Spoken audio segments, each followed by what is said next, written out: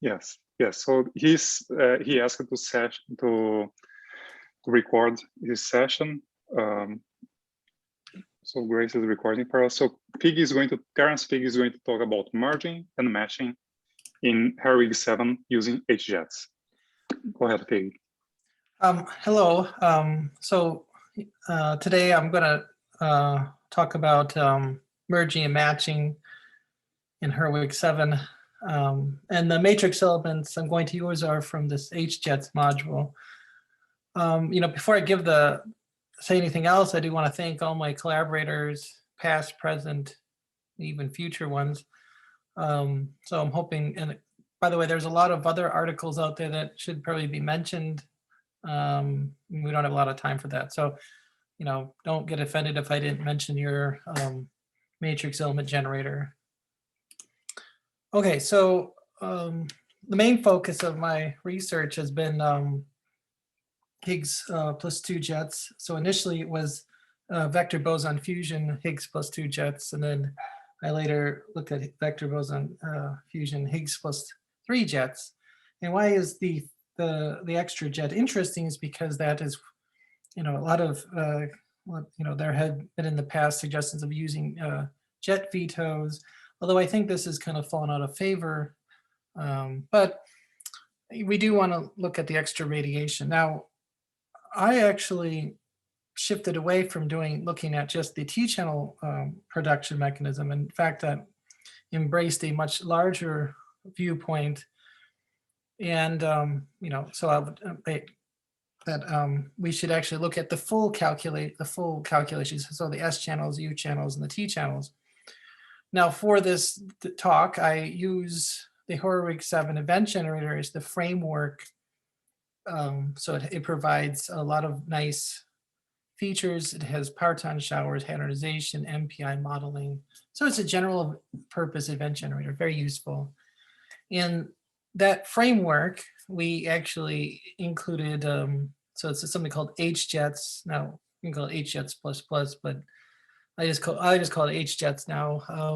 But what it is an add-on module to Herwig 7. Now, what does it add on? It adds on the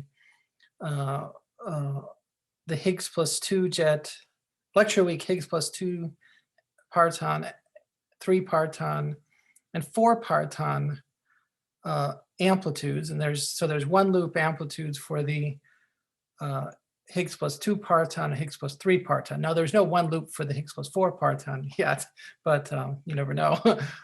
And then also Herwig 7, you can actually interface that with VBFNLO, which actually contains the T-channel only calculation of Higgs plus 3 and Higgs plus 2 jets.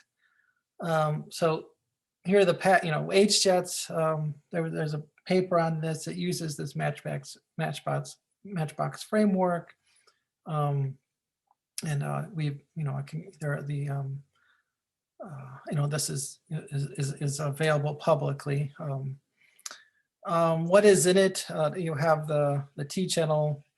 Well, so for I'm just talking on this slide. I'm just talking about Higgs plus 3 jets, but there is also Higgs plus 2 jets there. The Higgs plus 2 jets was programmed as a test case because we wanted to actually see if we could actually do Higgs plus 2 jets.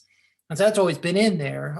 It just never really was published because we were mostly interested in Higgs plus 3 jets because that's sort of the, I would say the monolith of calculation. So, but yeah, so for Higgs plus 3 jets, you have sorry, my slides keep moving around on me.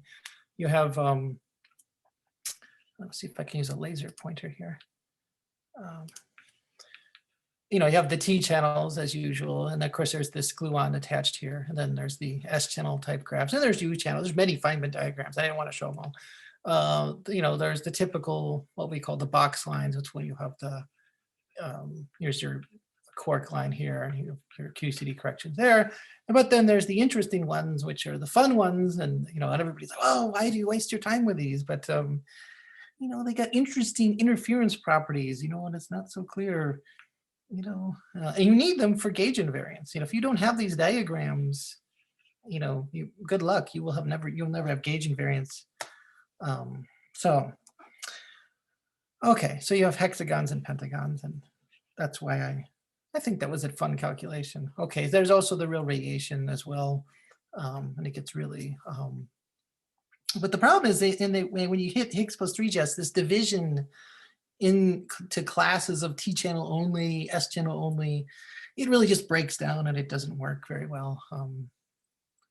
Now VBFNLO, VBFNLO it for Higgs plus 2 jets, it works very well, that separation. Now we did go in VBFNLO, we did include VBF Higgs plus a jet, but that's an approximation. What is the approximation there? It basically ignores the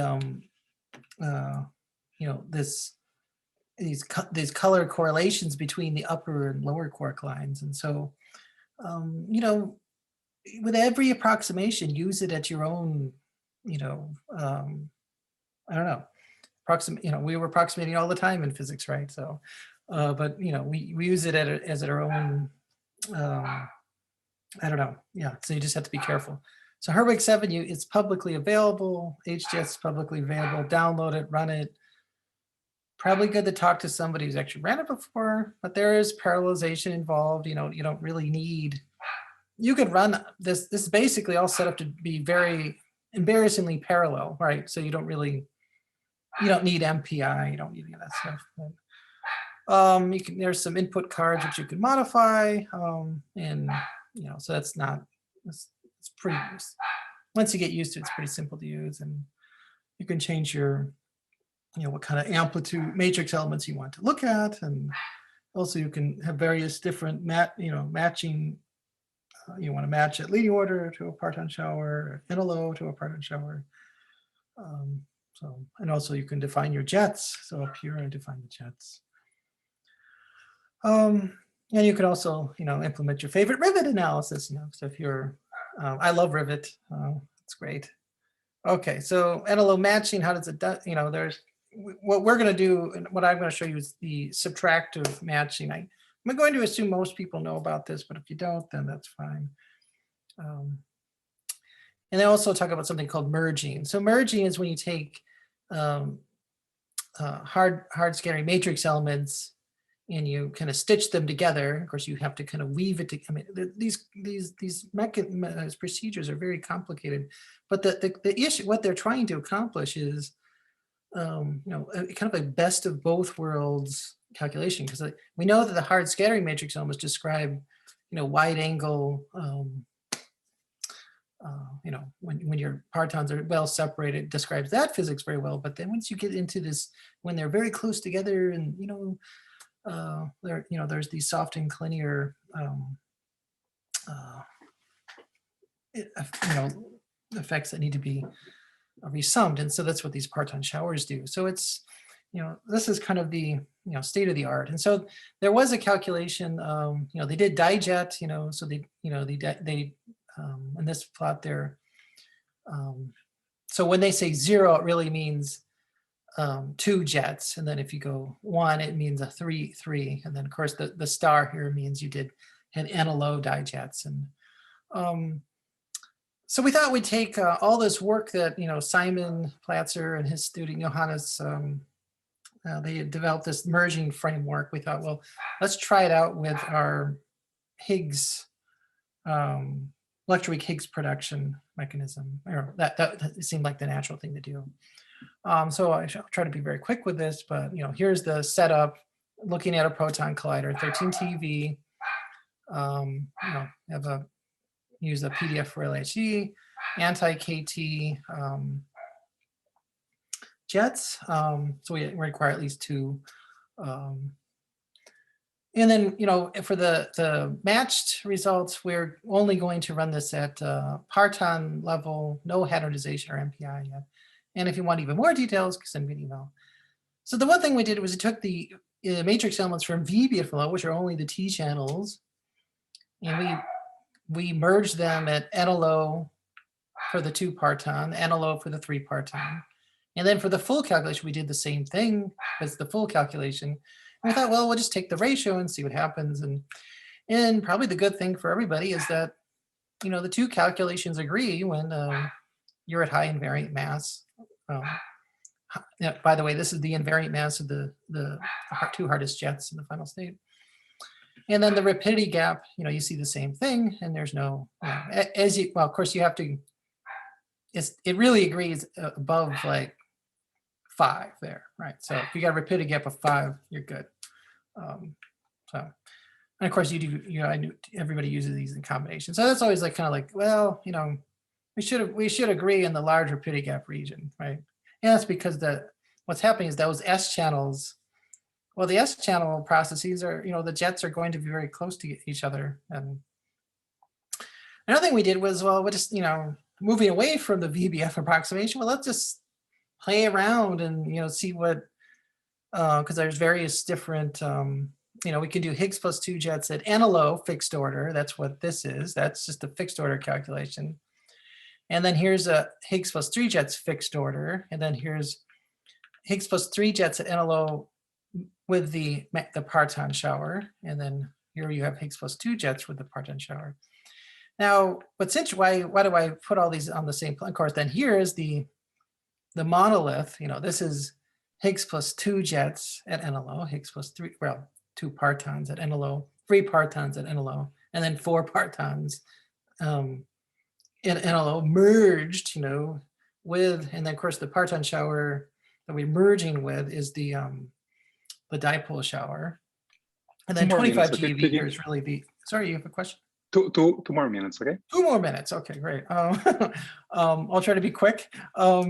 So, you do see some differences here. We can kind of, obviously you could talk about these things and say, well, what are all the differences here? Okay. And then here's a rapidity gap, and you can, again, you can kind of like, well, I see the green line that was your Higgs plus 2 jet result. And that doesn't, right over here, it disagrees a little bit with this, there's some differences there.